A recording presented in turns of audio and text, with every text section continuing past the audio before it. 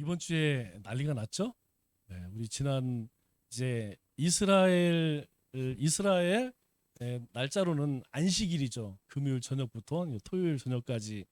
그런데 새벽에 그냥 막 5천 발을 미사일을 쐈대요. 그래서 팔레스타인 이제 그 무장 조직이죠. 하마스라고 하는 조직과 이제 이스라엘 간에 엄청난 충돌이 일어났는데 뭐 이제 뉴스에 나오는 걸 보니까 점점점 더 심해지는 것 같아요. 이쪽에서는 막 그 아이들까지 참수가 뭔지 아시죠? 참수는 이제 목을 이렇게 자르는 거예요. 참 아기를 참수했대요.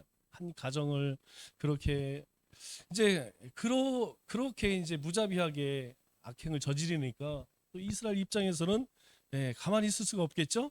왜냐하면 이스라엘은 조그만 나라고 그들이 3천 명이 죽었다고 하면 일반 보통 나라들은 3만 명이 죽은 30만 명이 죽은 그런 숫자입니다. 인구가 얼마 안 되니까.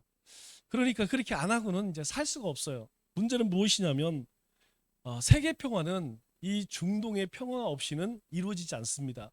왜냐하면 이곳에 세계 3대 종교의 가장 핵심 그것이 있기 때문에 이곳의 평화가 없이는 세계 평화가 있을 수가 없다는 것이죠. 그런데 요즘에 계속 문제가 이제 이게 시간이 지나면서 점점점 이게 이제 막 복잡해지는 거예요. 하마스를 지지하는 세력 그리고 이스라엘을 지지하는 세력. 우리가 알다시피 이 종교 전쟁은 그 어떤 것으로도 풀 수가 없습니다. 그리고 가장 역사적으로 가장 잔혹한 전쟁이 종교 전쟁이에요. 왜냐하면 이건 신념의 문제고 믿음의 문제이기 때문에 용서가 없습니다. 왜? 이쪽에서도 신의 이름으로, 이쪽에서도 신의 이름으로, 다 신의 이름으로, 다 하나님의 이름이에요. 다 하나님의 뜻대로 한대요. 도대체 하나님의 뜻은 어디 있는지 모르겠지만 양쪽에서 다 하나님의 뜻이라고 하고 그렇게 그냥 무자비한 살상이 일어나죠. 그러면 누가 피해 있겠습니까? 결국은 시민들, 서민들, 백성들만 아주 고통을 겪는 것이죠. 거기서 끝나지 않아요. 이것이 전 세계에 엄청난 경제적인 그런 영향을 미치겠죠. 그래서 결국은 다들 우려하는 것이 그겁니다. 이것이 3차 대전으로 이어지지 않을까. 이제 뭐 이스라엘이 지금은 이제 팔레스타인하고 이제 싸우지만 옆에서 뭐 레바논도 붙고 요르단도 붙고 뭐 이것도 이란도 붙고 하게 되면 이제 점점 더 커지게 돼 있죠. 그러면 걷잡을 수가 없습니다. 그래서 성경에서 우리 계시록에 그 마지막 전쟁을 뭐라고 이야기하죠?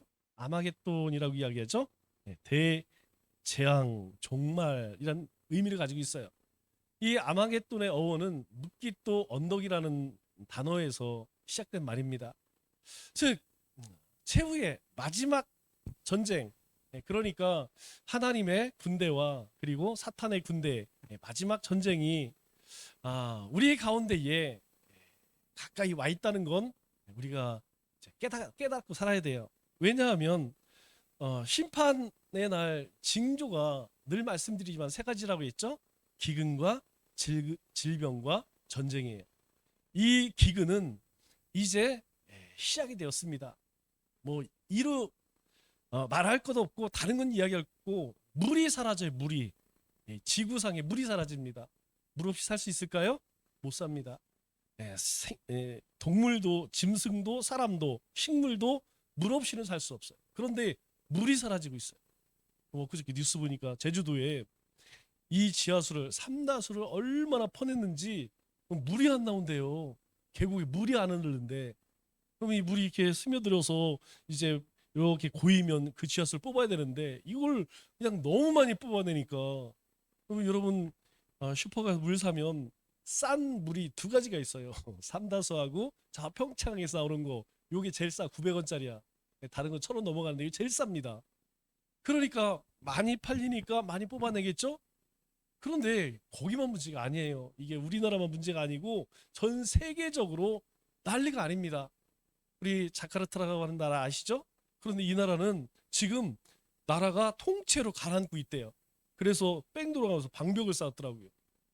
그런데 그 주변에서 큰 대기업들이 뭐 하고 있냐면 물 퍼서 생수 팔아.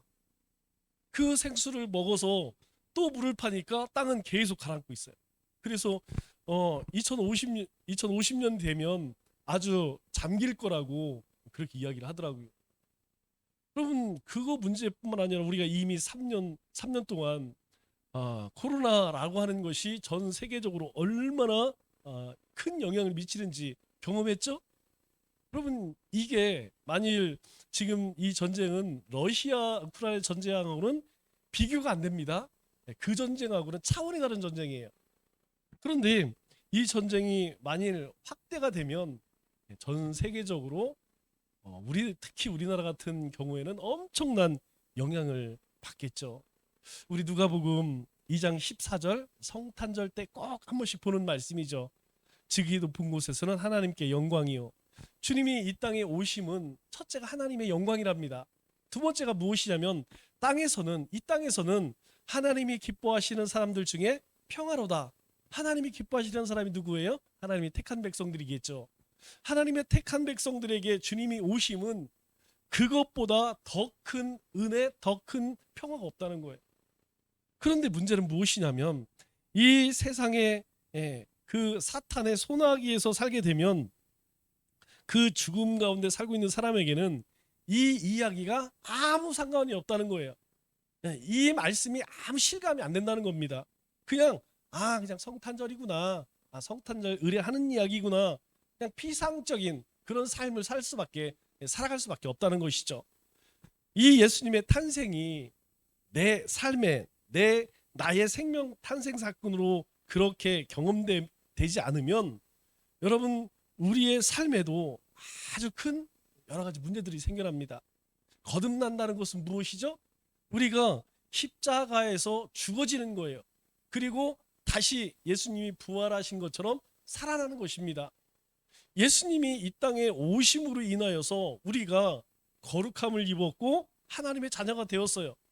그런데 그 주님 오심을 깨닫지 못하는 자들에게는 오직 그들이 이야기하는 신념도 믿음도 뭐라는 거예요? 다 헛된 것이라는 것이죠. 우리가 우리의 믿음으로 눈으로 보면 여러분, 저 유대인들도 저 이슬람 교인들도 여러분 하나같이 헛된 삶을 사는 거예요. 그들이 그렇게 목숨을 걸고 하는 일들이 하나님 앞에 섰을 때에 과연 어떻게 평가받을까요? 여러분, 하나님께서 아우 참 잘했다, 아우 수고했다, 절대 그러지 않을 것이라는 것이죠. 그래서 야고보 형제가 우리에게 뭐라고 말씀하냐면 1절에 보니까 들으라 이렇게 이야기하죠. 어떤 사람에게 들으라는 겁니까? 부한 자들아, 뭔가 부족함 없이 살아가는, 하나님 없이도 나는 잘 살아가고 있어, 이렇게 생각하는 자들, 그들에게 들으라 이렇게 말씀하세요. 왜? 너희에게 임할 고생으로, 너희에게 임할 그 심판으로 말미암아 울고 통곡하라. 그거 깨닫는 사람이 돌이키는 겁니다. 그리고 또 5절에 뭐라고 이야기합니까? 너희가 살 땅에서 사치하고 방종하여 사력에 내려 너희 마음을 살찌게 하였도다. 누가 그랬다는 거예요? 스스로 나는 부하다고 생각하는 사람, 나는 하나님 없이도 나는 잘 살 수 있고 나는 내 능력으로도 얼마든지 내 뜻을 다 이룰 수 있어 라고 생각하는 사람들, 그 사람들은 이 땅에서 사치하고 방종할 수밖에 없다는 거예요. 그렇기 때문에 그것으로 인해서 결국 자기가 망할 수밖에 없다는 것입니다. 그런데 오늘 말씀은 더 무서운 말씀을 하세요. 오늘 6절 말씀을 보니까 너희는 의인을 정죄하고 죽였으나, 여러분, 의인이 누구를 이야기합니까? 의인은 한 분이시죠. 예수님이죠. 예수님을 정죄하고 죽인 사람이 누굽니까? 바로 유대의 지도자들이었어요. 제사장과 그리고 바리새인, 그리고 그들을 추종하는 사람들에 의해서 예수님이 정죄되었고 죽었습니다. 그런데 그때 예수님께서는 어떻게 하셨죠? 너희에게 대항하지 아니하였느니라. 그런데 왜 야고보 형제는 이 이야기를 이 신약 성도들에게 이야기를 할까요? 과연 여기서 이야기는 너희는 누구를 의미합니까? 이 너희는 부한 자들을 의미하는 거예요. 그런데 그 부한 자들은 누구를 의미하냐면 바로 예수님을 정죄하고 죽였던 그 사람들, 그들은 당시에 권세를 잡고 있었습니다. 당시에 이 예루살렘의 모든 경제의 가장 핵심을 붙들고 있던 사람들이 누구였느냐? 바로 그랬다는 거예요. 바로 예수님을 정죄하고 죽였던 사람들은 누구냐? 이 야고보 형제는 그들을 누구라고 이야기하냐면 부한자들, 바로 그 예수님을 십자가에 못 박았던 그 종교 지도자들, 그 특권층들, 그들과 같이 그렇게 이야기를 하는 것이죠. 여러분, 우리가 살면서 늘 조심해야 할 것이 있어요. 무엇이냐면 우리가 하나님 앞에서 뭘까요? 하나님 앞에서는 그저 하나님의 자녀입니다. 우리가 가지고 있는 직분, 우리가 이제까지 행했던 것, 그리고 세상에서의 어떤 그게 무슨 소용이 있겠어요? 아무 소용 없습니다. 하나님 앞에서는 오직 예수 그리스도로 구원받은 자녀라는 거예요. 여러분, 제가 하나님 앞에 설 때 하나님 저는요, 제가 목사였고요, 뭐 했고, 여러분, 그걸로 하나님 만나는 거 아닙니다. 우리가 하나님을 만날 때는 아주 가엾은 죽을 수밖에 없었던 참 불쌍한 영혼, 주님께서 그 은혜를 베풀어 주셔서 그 은혜로 의롭다함을 입고 그 믿음으로 자녀된 것, 주님은 그것으로 우리를 귀히 여기신다는 거예요. 그럼에도 불구하고 여러분, 우리가 때때로 내세우는 게 무엇입니까? 이 부한자들, 예수님을 정죄하고 죽였던 그들같이 특권의식에 사로잡힐 수 있다는 거예요. 여러분, 그런 사람들이 초신자 그럴까요? 처음에 교회 온 사람들이 나는 이제 오늘부터 여기 교회를 다니니까 이제 왕같이 행할까요? 아닙니다. 여러분, 이런 특권의식을 누렸던 사람들이 누구냐면 종교 지도자들이었어요. 누구보다도 하나님 말씀에 대해서 잘 아는 사람들, 누구보다도 그들이 열심히 하나님을 위해서 열심히 일한다고 생각하는 자들, 헌신한다고 생각하는 자들. 여러분, 오늘날로 따지면 누구를 이야기합니까? 우리가 세상적인 표현으로 이야기하면 고인물 아니겠어요? 고인물? 여러분, 물을 고이면 그것은 맑아질 수가 없어요. 계속해서 하나님이 부으신 은혜가 우리 안에 충만하고 그래서 내 안에서 새롭게 변화되고 매일매일 죽어지고 거듭남의 삶을 살 때에 여러분, 비로소 우리가 날마다 새로워지는 거예요. 그래서 사도 바울이 우리에게 권면하는 것이 무엇입니까? 우리의 육신은 날마다 쇠해지는 거예요. 여러분, 그것을 이 세상 누구도 그것을 거둘 수 없습니다. 우리의 육신은요, 날마다 세월이 가면 갈수록 쇠해져요. 그러나 우리의 영은 그렇지 않다는 거예요. 우리의 몸은 비록 쇠해지나 우리의 영은, 우리의 심령은 날마다 새로워진다는 겁니다. 왜 그래요? 우리는 내 자랑, 내가 내세울 것이 아무것도 없다는 거예요. 오직 예수님의 은혜로, 하나님의 은혜로, 하나님의 사랑으로 우리가 하나님의 자녀가 되었기 때문에 그 하나님 앞에 서면 여러분, 우리는 그 무엇도 하나님 앞에 내어놓을 것 아무것도 없다는 것이죠. 오직 감사밖에 없다는 거예요. 찬송밖에 없다는 거예요. 오직 하나님 앞에 우리가 엎드려 경배할 수밖에 없다는 것이죠. 이 부자들의 죄가 무엇입니까? 이 기득권, 이 특권층들이 지었던 죄가 무엇입니까? 바로 예수님을 정죄하고 죽였다는 거예요. 왜 그렇습니까? 자신들의 그 부를 유지하기 위해서, 자신의 권세를 지키기 위해서 예수님이 많은 사람들에게 그렇게 칭찬받고 많은 사람들이 예수님을 따르니까 야, 저것들 봐라. 성전에 와서 이 강도의 속을 만들었다고 거기서 돈벌이가 얼만데 저것 그냥 나서는 안 되겠네? 예수님을 죽일 수밖에 없는 거예요. 왜? 자신들이 가지고 있는 그 기득권을 유지하기 위해서는. 여러분, 우리는 안 그럴까요? 우리가 이 세상 것에 매이면 여러분, 그 순간부터 하나님은요, 그냥 나에게 복주는 그냥 우상이 돼버리는 거예요. 우리가 물질에 매이든 권세에 매이든 무엇에 한번 매어보세요.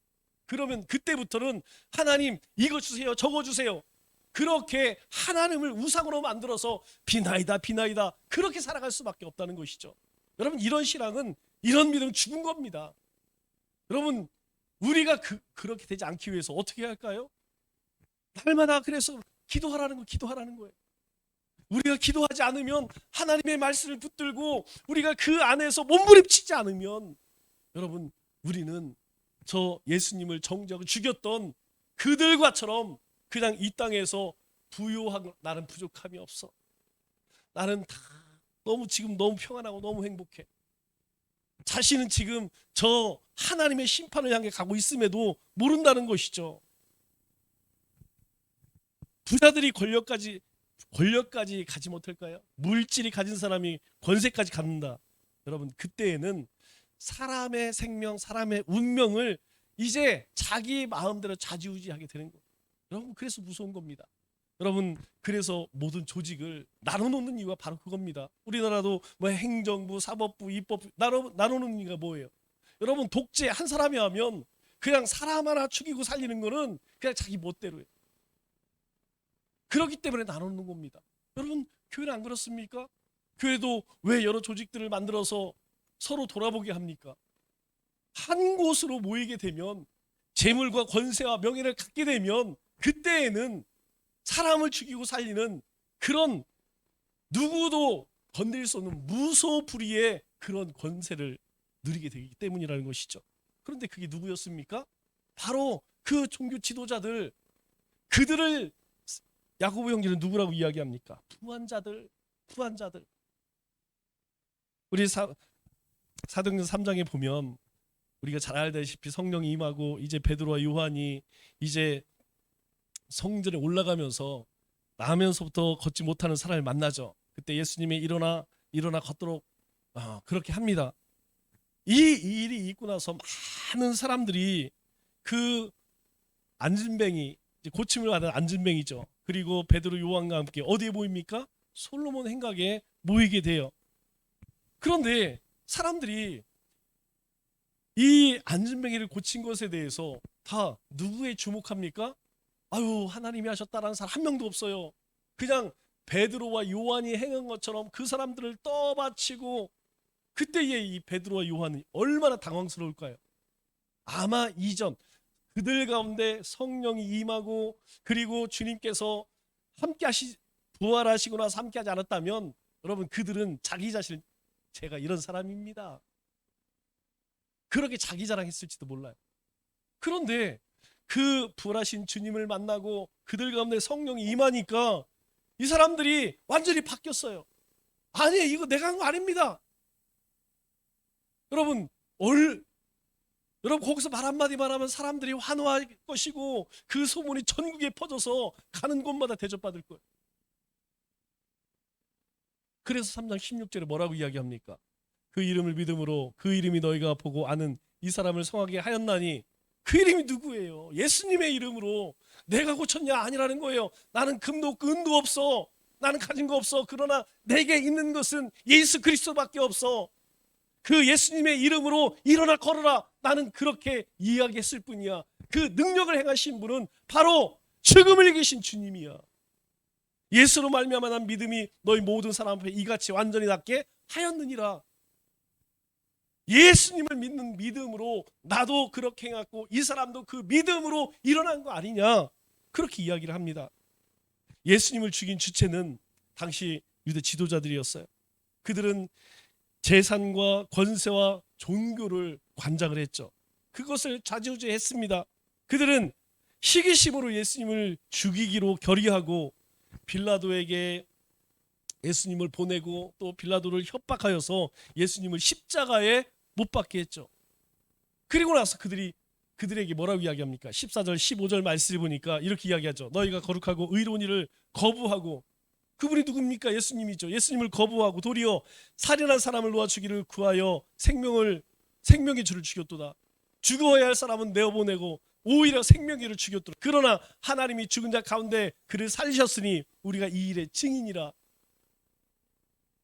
우리가 왜 이렇게 나와서, 우리가 고기를 잡던 일자 무식한 사람들이었지만 너희들 앞에서 이렇게 담대하게 외치느냐? 우리가 증인될 수밖에 없었다는 거예요. 우리가 경험했기 때문에, 만났기 때문에.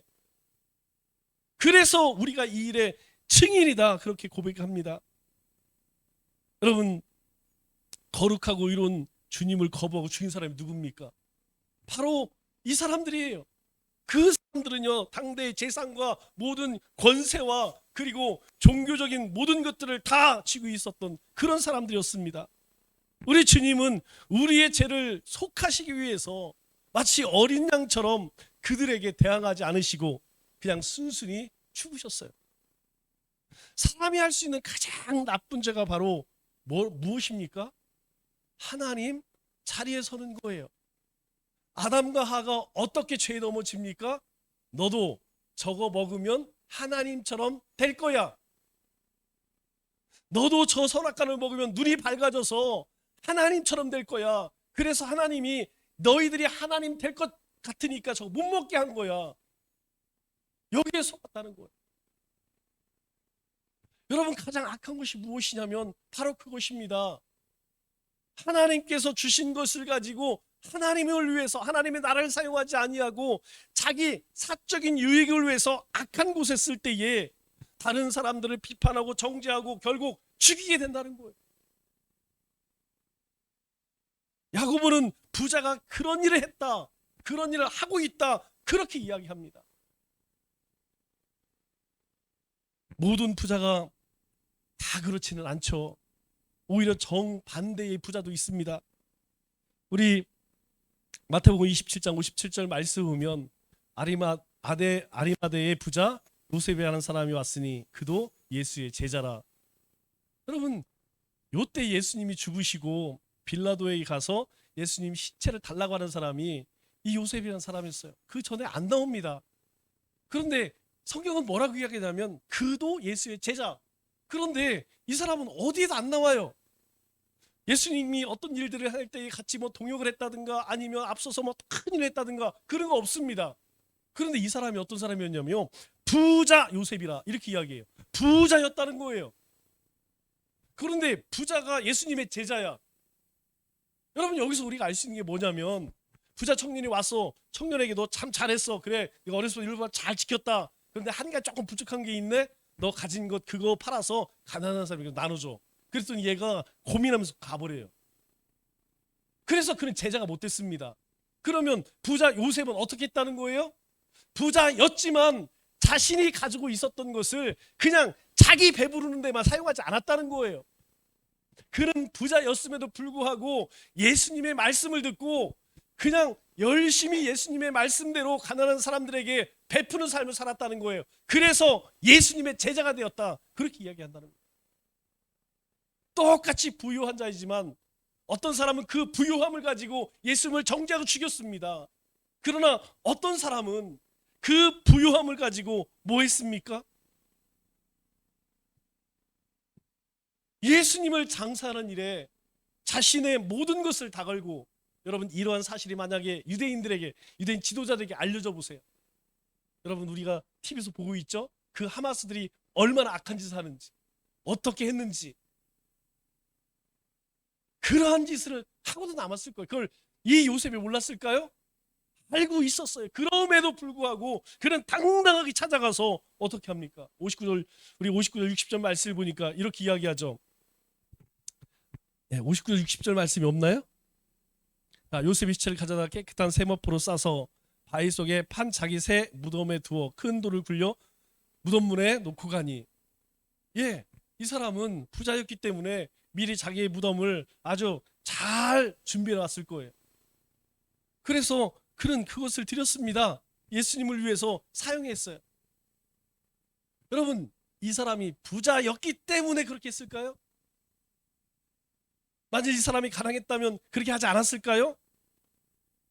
여러분, 그것이 아니라는 거예요.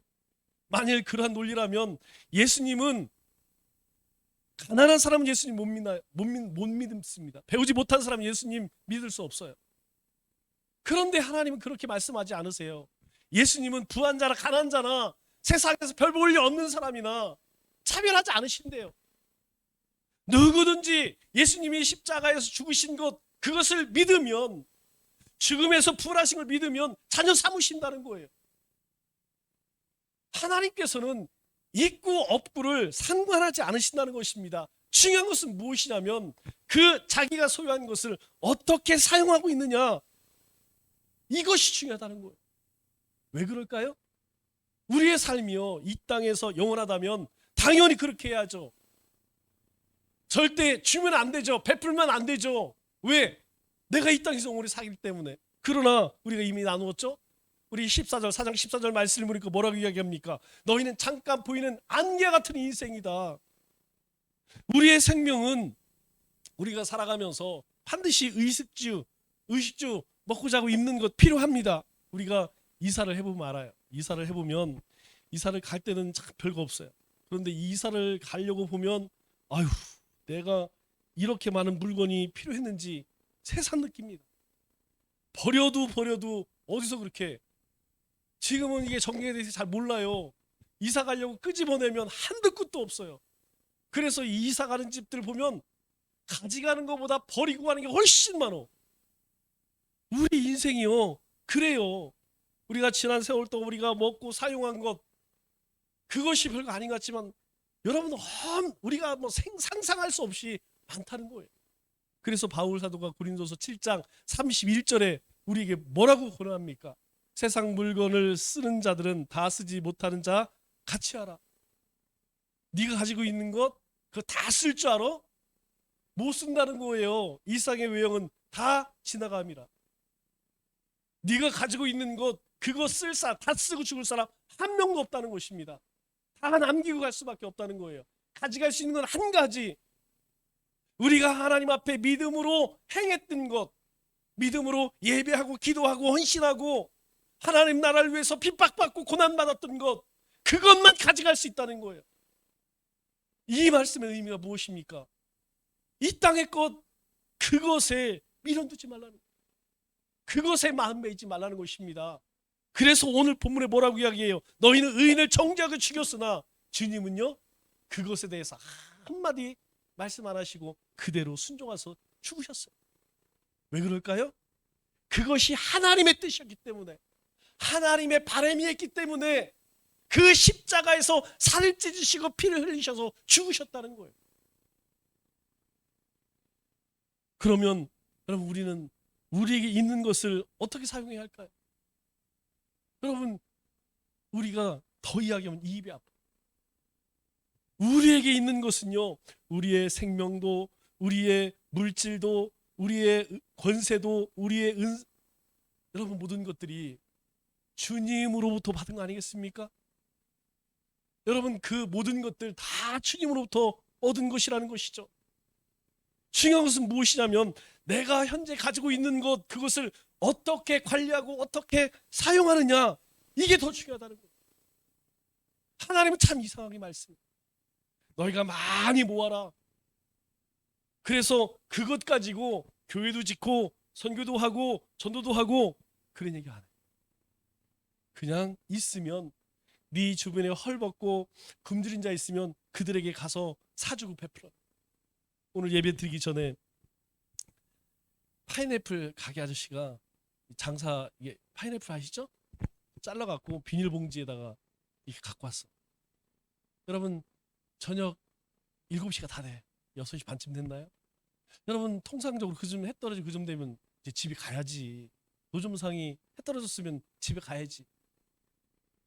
아마 오후부터 나와서 일을 했겠죠. 이 사람 저 사람에게 좀 사주십시오. 안 팔리는 거. 그럼 뭐 물론 사 먹는 사람이겠지만 누가 거기서 사겠어요. 뭐 주변에 가도 살 수 있는 데가 많은데. 그래서 얼마나 답답했으면 그걸 들고 이 교회 안까지 들어와서 목사님 부르더라고. 깜짝 놀랐어요. 이 저녁 예배 앞에서 누가 날 부르는 거야. 또 뭔 일이 터졌나. 그거 와서 그거 보이면서 이거 하나만 사주세요. 그거 잘라갖고 박 여사 먹여주고 있더라고.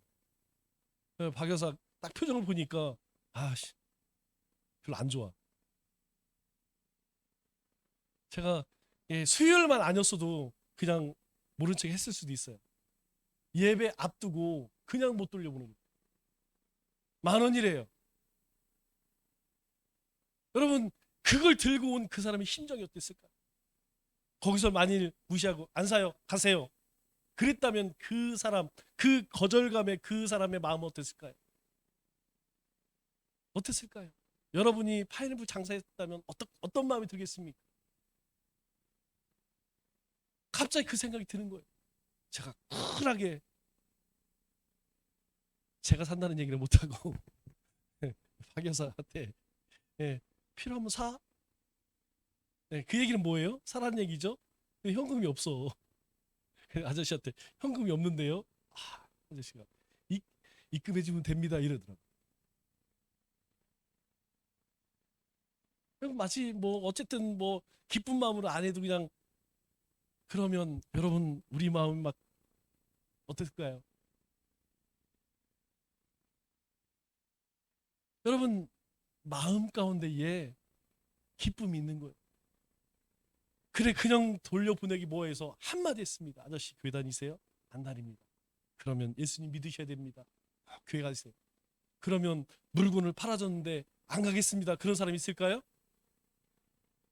아니 그냥 물건 사줬는데 안 가요 이럴 사람 없어요. 물건 만약에 안 사줬으면 안 가요 하고 할지도 몰라. 사줬으니까 아이 가야지요. 갈게요. 지금 안 다니는데 갈게요. 여러분 제가 돌아서면서 뭐라고 얘기했겠습니까? 내 말대로 될지어다. 네, 그 사람 분명히 이야기했어요. 예, 예수님 믿겠습니다. 교회 가겠습니다. 그대로 될지어다. 될 거라고 저는 믿어요. 왜요? 하나님이 그냥 어쩌다가 여기 보내셨을까요? 아니, 하나님께서 뜻이 있어서 오늘 10월 11일 수요 예배 전에 왜 딴 때 보내면 저 목사가 강팍해서 안 사줄지 모르니까 그냥 마지못해 사줘서 억지로 예수 믿으라고 얘기할 것 같으니까 하나님이 그때 딱 보내신 거라고 저는 생각이 들어요.